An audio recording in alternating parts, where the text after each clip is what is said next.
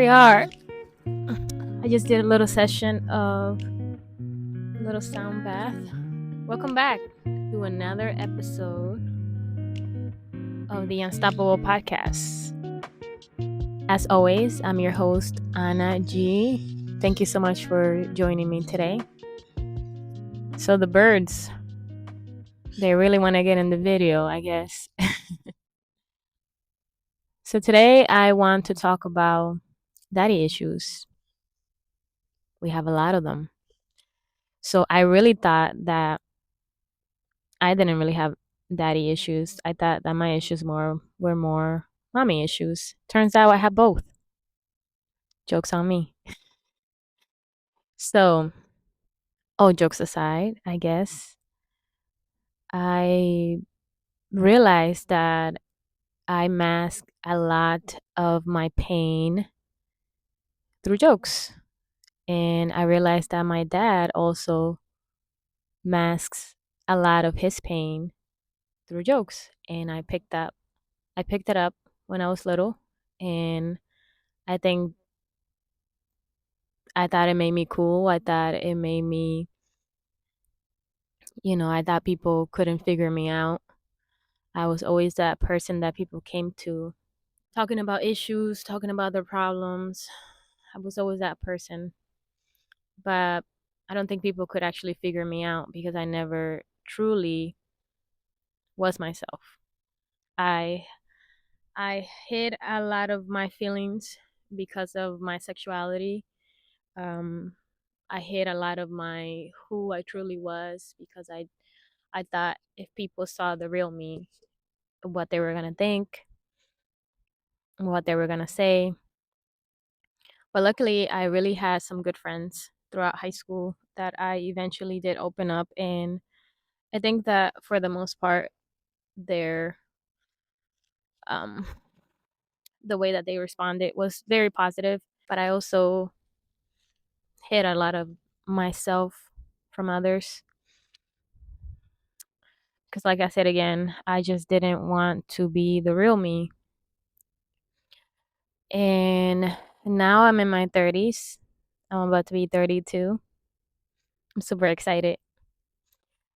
I thought that people that were 30 when I was 15 were so freaking old. Come to find out, when you're 30, you're really young. But not to deviate from the topic today of daddy issues. I think a lot of my pain I hid it, like I said, through my jokes and pretending something that I wasn't for a long time, for a very very long time in my life. But like I said, I think the reason why I did that is because I didn't want people to see the real me, and those parts felt like unworthy or unlovable. But I also realized that I've been really distant with him, and there are times that he's tried to reach out and talk to me, but it doesn't feel like I'm authentic. It doesn't feel like I could be myself with him. It doesn't feel like I can open up to him. It doesn't feel like I could tell him about like my sexuality and who I am, and you know, dating advice, and like the times that I've been heartbroken, the times that I've been wanting some type of advice. And it just sucks because I wish that I did have my dad to talk to about my problems. I wish that I did have him growing up. I wish that I could come to him and talk to him and tell him like how I truly feel, and it's just it feels like I'm talking to a stranger. It feels like he's not my dad, and it's sad to me because I don't think I ever thought that I would ever feel like this about my dad. I felt like he was my hero.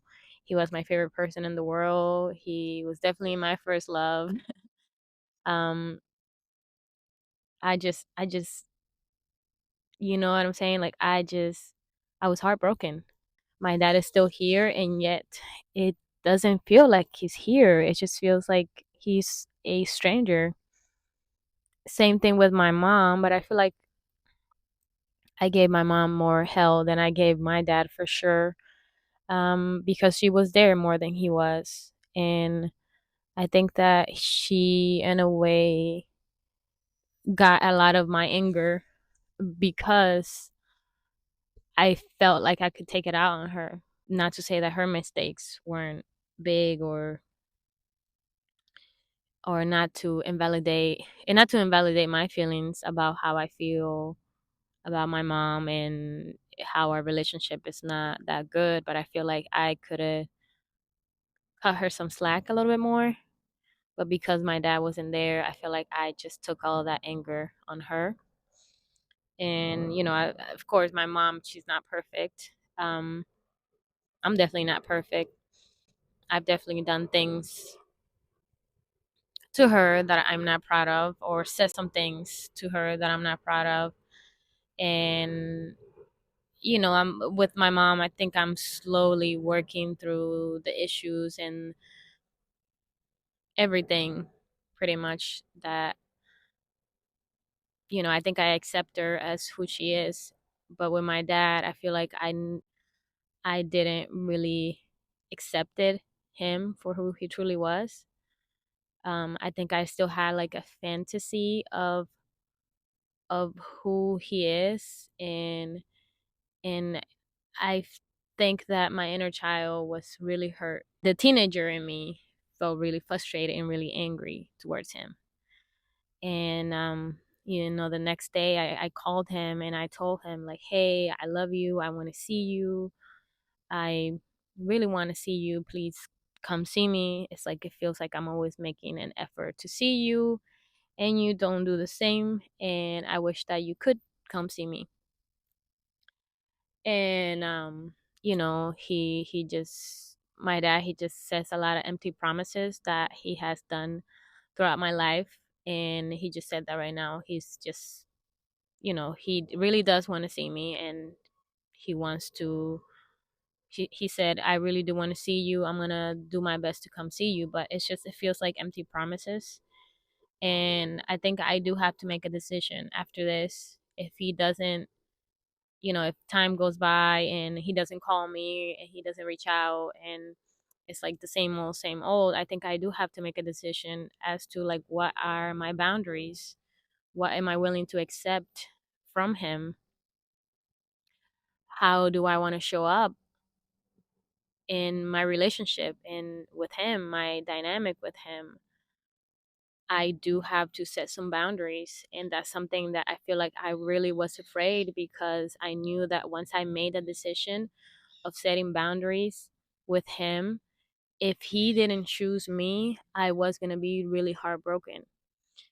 And my friend said something, that she said, with partners it's easier, and you abandon yourself with partners, with them, but it was easier because partners, they come and go, but you only have one dad. And realizing that your dad doesn't choose you breaks you heart more than if it was a partner. I'm sure, yes, that when you're with a partner, it hurts to be abandoned and left behind, but you know that eventually you'll find another partner and do the same shit all over again, I guess. But with your dad, you only have one dad. And that thing, what she said, brought a lot of perspective, and I said, yeah, maybe this is why I'm running from not completely confronting him and telling him how I truly feel. And I think I'm ready to I do hope. I told her that, I said, I really do hope that he comes sees me. I really do hope that I get to have that one-on-one conversation with him, because I do want to kind of put this in the past and have a new relationship with him and be more real, be more authentic, and I don't have to feel like I'm being fake with him or like I'm not being myself with him. I truly do hope that we can get there, but I also have to say to myself, if this weren't to happen, if he didn't choose me, I have to choose myself. I have to be able to be strong enough and say, I choose myself. I choose me. I choose who I am, and I don't have to be chosen by my dad. or a partner or a friend or anybody else in my life. I really have to choose myself this time.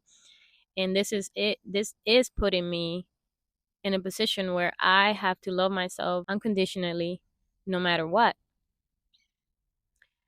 So, this is just to say that if you are going through something, particularly with your dad,